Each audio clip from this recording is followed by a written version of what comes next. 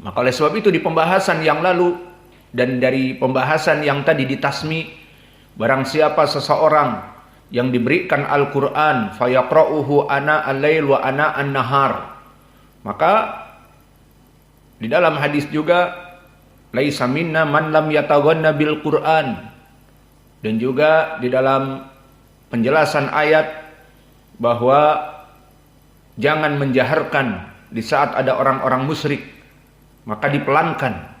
Maka ini kata Imam Al-Bukhari semuanya Al-Quran kalamullah.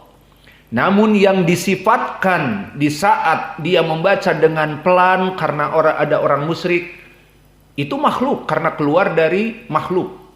Dan begitu pun di saat didendangkan, apalagi dia ahli qiraah, ini qiraah wars, ini qiraah nafi' dari Qalun, ini qiraah dari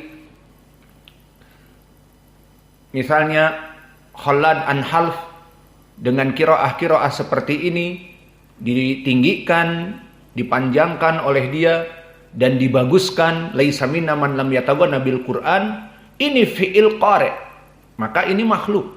Adapun isi dari Al-Qur'annya itu kalamullah. Ini tafsir Imam Al-Bukhari. Ini dia dalil-dalilnya. Maka Imam Al-Bukhari akhirnya terus memberikan pernyataan bahwa perkara seperti ini makhluk dan bukan dari kalamullah, dan kalamullah ma'ruf dari Al-Qur'an yang kita hafal, yang ada di hati kita itu Al-Qur'an.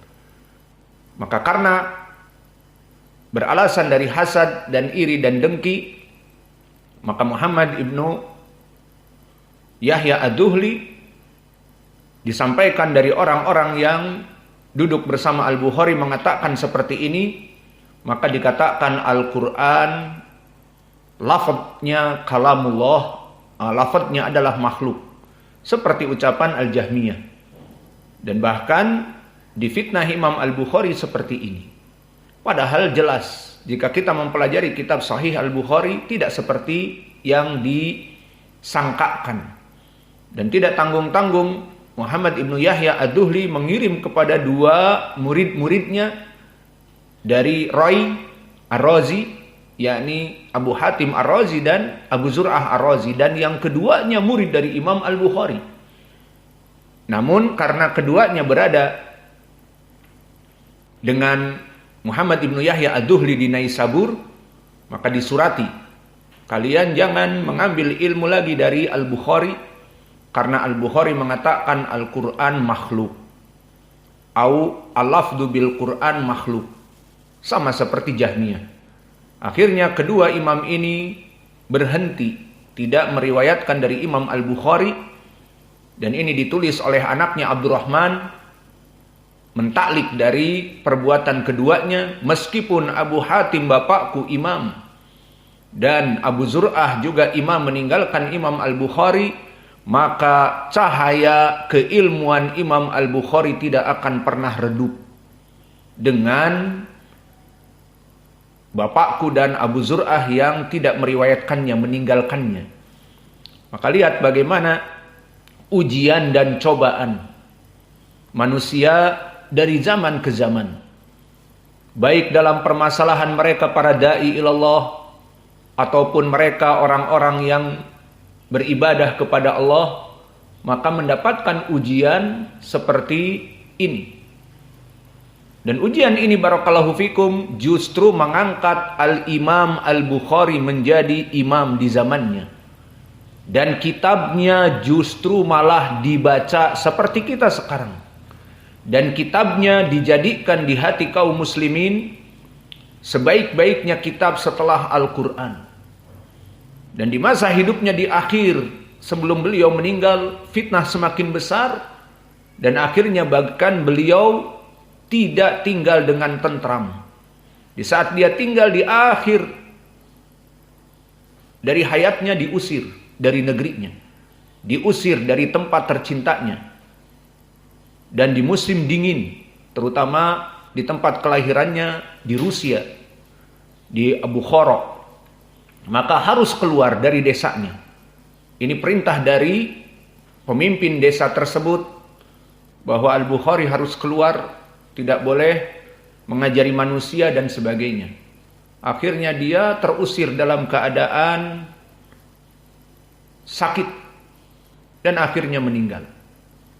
Maka tragis Imam Al-Bukhari di dalam permasalahan fitnah. Namun setelah meninggal Allah angkat derajatnya, buku-bukunya semua sampai kepada kita dan terkenal khalqu af'alul ibad.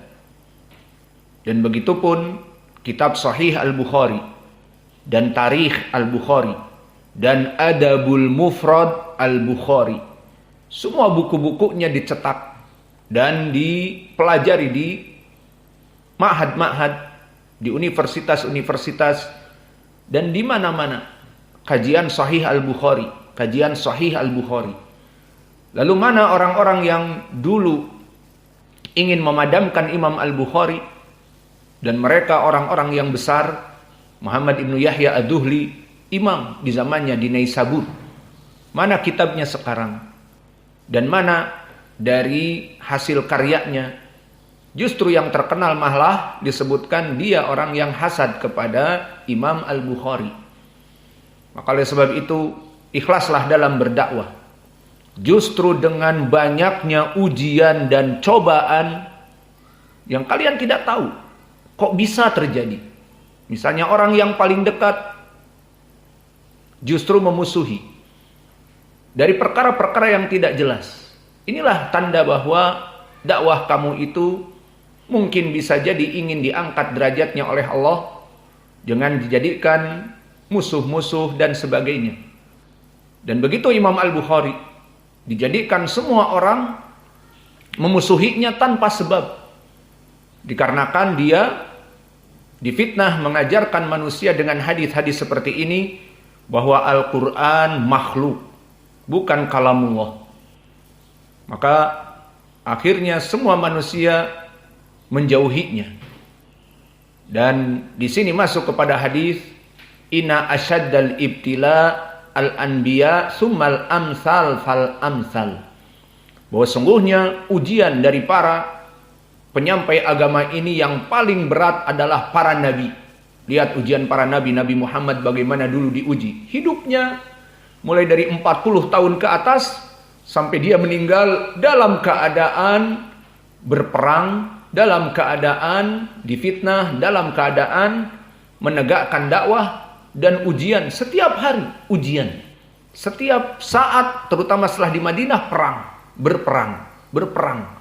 Dan diancam dan diperangi seperti di Khandaq, diserbu oleh 10.000 pasukan Arab. Madinah yang kecil itu bisa hancur luluh lantak, namun dibuat parit. Kemudian Allah mengirim angin, the storm desert, badai padang pasir, sehingga mereka lari tunggang langgang. Allah menolongnya. Kesimpulannya, kehidupan para anbiya dalam keadaan penuh cobaan. Seperti juga Nabi Ibrahim disuruh menyembelih anaknya yang baru dia bertemu dengan Ismail. Dan begitu pun ditinggalkan anaknya di padang yang gersang, yang tidak tumbuh apa-apa. Dan begitu pun bagaimana Nabi Musa diuji oleh Allah untuk langsung mendakwahi Fir'aun, seorang zalim di zamannya yang paling zalim. Maka bagaimana proses kehidupan Musa, berpikir bagaimana berdakwah, bagaimana berbicara dengan Musa, yang akhirnya dia membebaskan kaumnya Bani Israel dengan melewati Laut Merah dan perjuangan yang panjang. Itulah kehidupan para rasul. Dan begitu pun para nabi-nabi yang lain, terutama Nabi Nuh, 950 tahun berdakwah. Dan hanya segelintir pengikutnya dan istrinya dan anaknya yang paling dicintai kufur, tidak ikut kepadanya. Maka inilah keadaan para anbiya. Dan apalagi Nabi Ayub alaihissalam diuji oleh Allah 20 tahun sakit, penyakit, dan kekayaannya hancur semuanya. Diuji 20 tahun atau 18 tahun dalam keadaan seperti ini. Maka disebutkan tadi di dalam hadis, inna asyaddal ibtila al-anbiya summal amsal fal amsal. Apa makna summa amsal fal amsal? Kemudian turun kepada derajat yang paling baik ketakwaannya dan keikhlasannya, turun dari Nabi kepada mereka. Maka kita melihat Al-Imam Al-Bukhari bukan dari Nabi, maka dia dari manusia, namun dakwahnya yang ikhlas dan menuntut ilmu kemana-mana dengan ikhlas, didapatkan ilmu, dan dia menjadi alim ulama terkenal. Kemudian di akhir hayatnya dijatuhkan dengan fitnah sampai semua orang membencinya, orang-orang terdekatnya membencinya. Maka di akhir hayatnya dia dalam keadaan terlunta-lunta, dalam keadaan dingin, diusir dari desanya, dan kitabnya tercecer, dan akhirnya meninggal dalam keadaan berkesendirian. Ini ujian dari Allah. Ahasiban nas ain yutraku ayakulu amana wahum la yuftanun.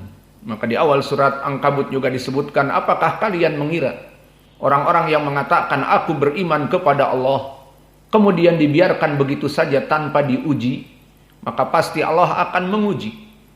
Maka di dalam hadis ini, ujian yang paling besar dari yang namanya manusia adalah para nabi. Kemudian turun kepada derajat manusia biasa sesuai dari ketakwaan kepada Allah dan keikhlasannya. Maka Imam Al-Bukhari yang ikhlas kepada Allah dohirnya, sehingga kitabnya sekarang kita baca. Padahal dia meninggal di 2500 Hijriah. 2500 Hijriah. Sekarang 1400 berapa? 1445 Hijriah. Maka sudah 25 ditambah 1400. Sudah 1400 tahun kitab Al-Bukhari kita lewati dan dibaca oleh manusia. Maka sampai akhir zaman kita tidak tahu kapan hari kiamat. Tahun 4000 atau 5000. Kita sekarang 2024. Apakah 2000 tahun lagi? Maka Imam Al-Bukhari terus akan dibaca sampai hayat kita. Maka terus mengalir setiap hari. Maka setiap hari kita mengajarkan di Masjid Muqbil Al-Wadi'i, dia mendapatkan pahala. Sesuai hadis yang diriwayatkan oleh Imam Muslim dari Abi Hurairah, inna ibna Adam idza mata inqata'a amaluhu illa bi ihda salas. Bahwa Bani Adam jika meninggal terputus amalannya kecuali 3. Apa yang menjadi poin di sini? Ilmun yuntafa'u bihi, ilmu yang bermanfaat. Maka kita setiap hari membaca Sahih Al-Bukhari, Imam Al-Bukhari mendapatkan saham kekuburannya, pahala. Kita saja. Bagaimana pondok yang lain? Dan ini di Indonesia, berapa dari pondok yang membaca Sahih Al-Bukhari? Bagaimana dengan di Arab? Dan bagaimana dengan di Rusia? Dan bagaimana dengan muslimin di Amerika membaca Sahih Al-Bukhari pada waktu yang bersamaan? Berapa pahala bagi beliau? Inilah dari kesabaran, dan Allah Jalla wa'ala Maha mengetahui apa yang terjadi. Maka Allah menguji Imam Al-Bukhari. Sudah dia selama muda menuntut ilmu, kemudian di puncak-puncaknya dia sudah diterima ilmunya dan membuat kitab Sahih Al-Bukhari, dan disepakati oleh Abu Hatim, Abu Zur'ah, Yahya Ibnu Ma'in, Imam Ahmad. Semuanya melihat kitab tersebut, dan kitab tersebut sahih, tidak ada duanya. Maka di saat puncak-puncaknya Imam Al-Bukhari menjadi imam, sampai di Naisabur menyuruh semua murid-murid untuk belajar dengan dia. Akhirnya mulailah dia dijadikan imam, dan di saat puncak-puncaknya itu Allah memberikan fitnah. Maka di saat para ulama An-Naisabur kehilangan murid-murid, semuanya pergi ke Imam Al-Bukhari. Mulailah Muhammad ibnu Yahya Az-Zuhli, disebutkan di tarikh Hasan. Maka dia mengirim dari orang-orang apa yang dikatakan oleh Al-Bukhari. Maka dari orang-orang yang dipenuhi hasad mengatakan Al-Bukhari berbicara tentang lafaz Al-Quran makhluk. Akhirnya, oh ini dia. Poin ini disebarkan.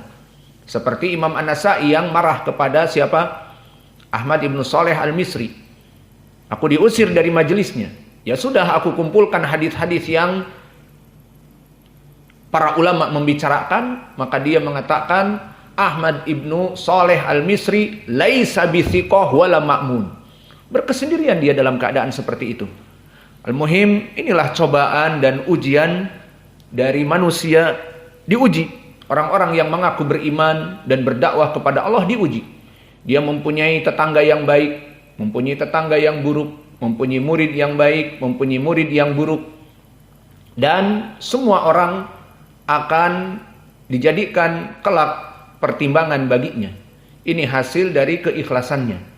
Maka oleh sebab itu, mulai dari sekarang, barang siapa yang menuntut ilmu dan belajar dan mengajar dan berdakwah, maka perlu kalian ketahui dakwah yang akan kalian laksanakan itu bukanlah kerja yang mudah.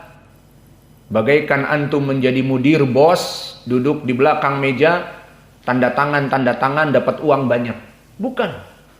Apa yang kalian sekarang jalani proses menuntut ilmu. Terus mentransfer ilmu. Kemudian setelah bertahun-tahun bertambah ilmunya, mulai kalian mengamalkannya dan berdakwah. Maka di saat kalian mulai berumur 40 tahunan berdakwah seperti Nabi, maka di usia tersebut mulai diuji. Kamu mengatakan beriman, kamu mengatakan bertakwa, kamu mengatakan kamu dai, maka siap dengan ujian. Dijadikan ujian dari orang-orang terdekat, dari anak dan istri, dari teman-teman, dari tetangga, dari murid-murid. Itu semua ujian akan datang. Diuji keikhlasannya, diuji benar apa yang dia ucapkan atau hanya sekedar dakwah ilallah. Kita harus semangat, diuji saja dengan tetangga atau murid atau istrinya tidak kuat. Istrinya merengek-rengek, bang, sampai kapan kita miskin kere kayak gini? Udahlah, gabung dengan Roja. Kamu ngisi pertama terkenal di televisi mereka, kedua dapat 1 miliar 1 tahun. Daripada kita hidup susah seperti ini. Itu juga fitnah. Berapa dari orang-orang yang tegar, dari murid-murid ulama Jibal, kemudian terperosok kepada hizbiyah, terperosok kepada fitnah dunia, di antaranya karena orang terdekat. Anak istriku mau makan apa? Alah, masalah khilaf seperti ini mudahlah. Mendingan kaya daripada miskin. Salafi nggak mesti miskin kan? Salafi juga butuh uang. Alhasil, banyak orang yang lintas jalan, maka murid-murid dari ulama, ahli sunnah yang zuhud, dan yang mereka itu berdakwah ikhlas, maka mendapati murid-murid setelah mereka berdakwah berseberangan dengan guru-gurunya dikarenakan dunia. Dan ini adalah fitnah dunia. Dan semoga Allah melindungi kita. Maka mulai dari sekarang barang siapa di antara kalian berazam menuntut ilmu, kemudian mendapatkan ilmu, kemudian berdakwah, maka jalan yang kalian lakukan berdakwah untuk ikhlas kepada Allah penuh onak dan duri. Tidak seperti kalian kuliah di universitas umum, kemudian kalian mendapatkan S1, S2, S3, terutama sarjana ekonomi, maka kemudian kalian setelah lulus langsung direkrut menjadi mudir bank, bla bla bla. Tidak usah kita sebutkan namanya, biar tidak tersungging misalnya. Oh, jadi mudir bank, langsung gajinya demikian, duduk di meja mewah, dan di antaranya ada sekretaris yang cantik-cantik, para teller, tanda tangan pak, tanda tangan, gajinya 30 juta. Terus nanti kalau ada kasus-kasus yang pinjam dan tidak bayar dan bla bla bla, itu mendapatkan tambahan dan sebagainya. Maka kesimpulannya, apa yang kalian lakukan sekarang, menuntut ilmu, kemudian berdakwah kepada Allah, itu jalan yang penuh onak dan duri. Jangan dikira kalian akan berleha-leha, kaya raya, jaya raya, terkenal. Wajah-wajah kalian di YouTube, tiap dakwah, foto-foto kalian terkenal, tersohor, uang banyak, jadi bento. Ya. Alhasil tidak seperti itu dakwah. Dakwah penuh onak dan duri. Penuh pengorbanan dari waktu-waktu kalian. Tujuannya adalah diuji oleh Allah. Dan dari ujian ini diketahui mana orang-orang yang bersungguh-sungguh minas shadiqin dan mana orang-orang kadzibin. Jadi mulai dari sekarang perhatian bagi kalian bahwa jalan yang akan kalian tempuh sebagai dai ilallah bukan jalan yang mulus, jalan yang basah, banyak uang, tapi justru banyak pengorbanan. Pusing kalian kalau nanti menjadi dai. Mulai dari pusing belajar, mengajar, dan bagaimana berdakwah ikhlas kepada Allah, pusing. Wa naktafi ila huna wa jazakum